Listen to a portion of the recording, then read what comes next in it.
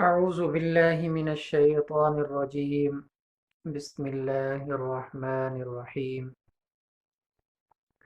میرے واجب الاحترام دوستو، بھائیو، بزرگو، السلام علیکم ورحمۃ اللہ وبرکاتہ.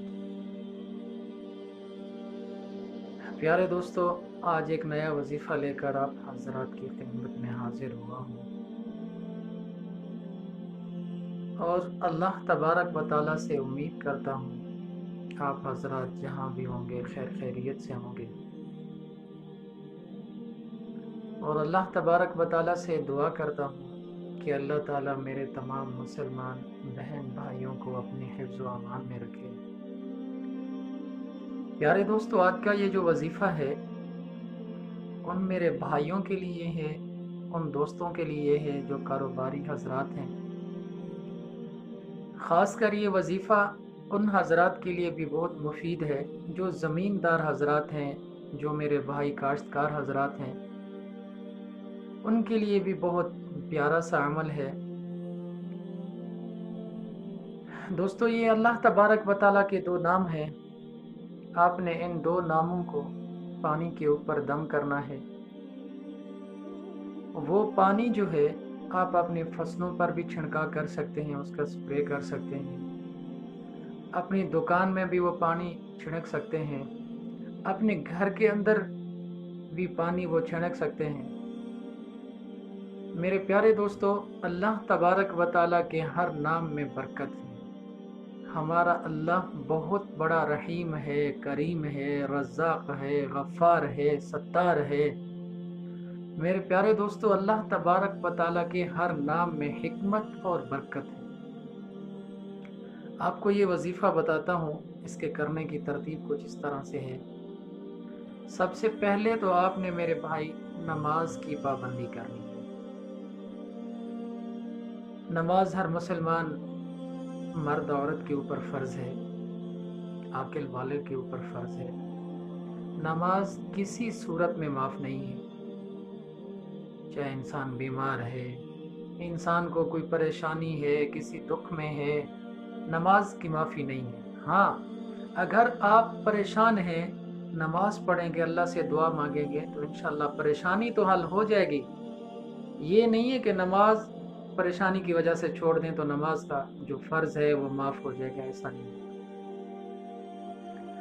میرے پیارے دوستو، سب سے پہلے آپ نے نماز کی پابندی کرنی ہے، پھر اس وظیفے کو کرنا ہے. یہ جو اللہ تبارک و تعالیٰ کے دو نام ہیں، آپ نے ایک پانی کی بوتل لینی ہے، چاہے گلاس میں ہو یا بوتل میں ہو، پانی سامنے رکھنا ہے.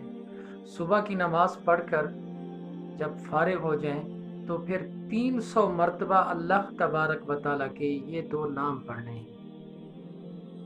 پھر وہ پانی آپ فصل کے اوپر سپرے کر سکتے ہیں، دوسرا پانی مکس کر کے اپنی دکان کے اندر بھی اس پانی کا چھڑکاؤ کر سکتے ہیں.